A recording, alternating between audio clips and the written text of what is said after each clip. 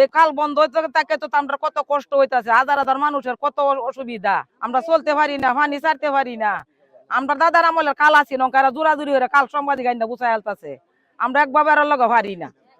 আমরা গরম মরণ হইব অঙ্কা, জমি জামা সবকিছু আমরা ক্ষতি হইতাছে, আর আমরা তো মানুষ মারা যাইতে আছে হানির অভাবে।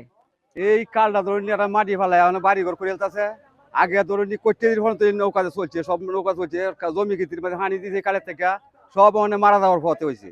এই কালটা মুক্ত থাকে অনেক হাজার হাজার জমি ধান চাষ করতে পারবো, সবকিছু কালেতে ফাড়ি দিয়ে গাঙ্গেতে নদীতে কালাইছে, এই কাল দিয়ে ফানি দিয়ে অনেক জমি চাষ করতেছে। আর যদি বন্ধ হয়ে থাকা দেশ কোনো ধান ফান কিছু হইতো না, সব বন্ধ হয়ে যাবে। ওরা নাকি এটা মালিকানা, আর আমাদেরকে এখান থেকে চলাফেরা করতে দেয় না।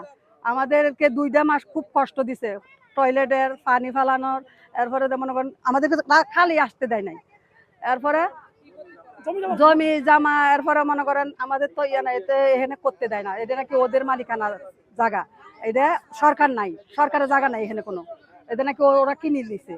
তারপরে এর বাপেরও মানে অনেক কিছু বাধা দিতেছে, আর বাপের মানে তুই এত ইয়া করস কি লেগে, এই সেই তুই সবাই নেতা, তুই সবাই উস্কাই দিতেছ কি লেগে। আমরা তো গরিব বাবা, আমরা একটু যাই সামনে যাই দেখেন আমাদের মতন অসহায় এদিকে কেউ নাই।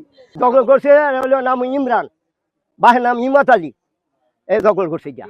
আবার করণ হচ্ছে এই কালটা আগে ফুলবস থেকে আমার জন্ম হয়েছে সেই কাল, এটা আমার বড় বড় নৌকা চলছে, বড় বড় নৌকা চলছে, চলার পরে আমরা পানি হান যখন আইসে গেছে আমরা খুব সুবিধা হয়েছে।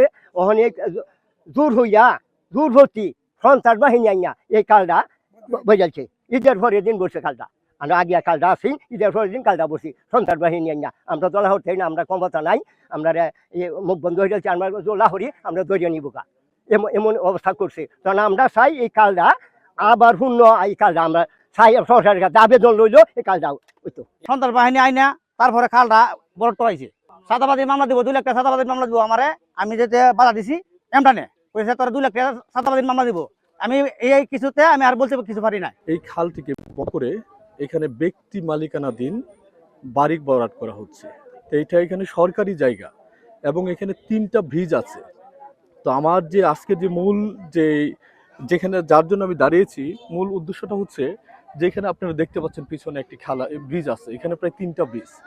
তো 3টা ব্রিজ আছে এবং এখানের যে রাস্তাটা, বিশেষ করে এখানে প্রায় 40 ফিট রাস্তা, এখানে যে রাস্তাটা আছে এটা সর্বোচ্চ 12 থেকে 14 ফিট হবে, কিন্তু এখানে রাস্তার প্রশস্ত হচ্ছে 40 ফিট। আর বাকি জায়গাটুকু সরকারি জায়গা একজন ব্যক্তি মালিক কিভাবে দখল করে এবং খাল বন্ধ করে বাড়ি করতে পারে, এটা হচ্ছে আপনাদের কাছে আমার প্রশ্ন। তো আমাদের জনাব তারেক রহমান, আমাদের যে বাংলাদেশ জাতীয়তাবাদী দলের যে দফা ছিল, একটি দফার মধ্যে অন্যতম ছিল এই খাল খনন।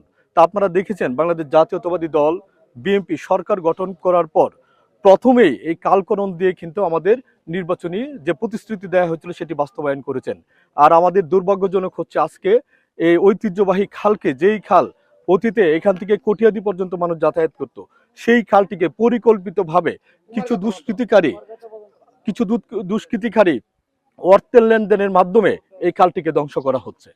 তো এখন আমরা সরকারের কাছে, বিশেষ করে আমাদের নিকলি উপজেলার ইউনো মহোদয় এবং অ্যাসিলেন্ট মহোদয় থেকে শুরু করে সরকারি যত ঊর্ধ্বতন কর্মকর্তা এবং কিশোরগঞ্জ ডিসি মহোদয়ের কাছে বরাবর আবেদন করতে চাই, দ্রুত এই সরকারি খালটিকে উদ্ধার করে জনগণের সুবিধার্থে এই খালটিকে যেন মানুষ ব্যবহার করতে পারে, এই ব্যবস্থা নেওয়ার জন্য।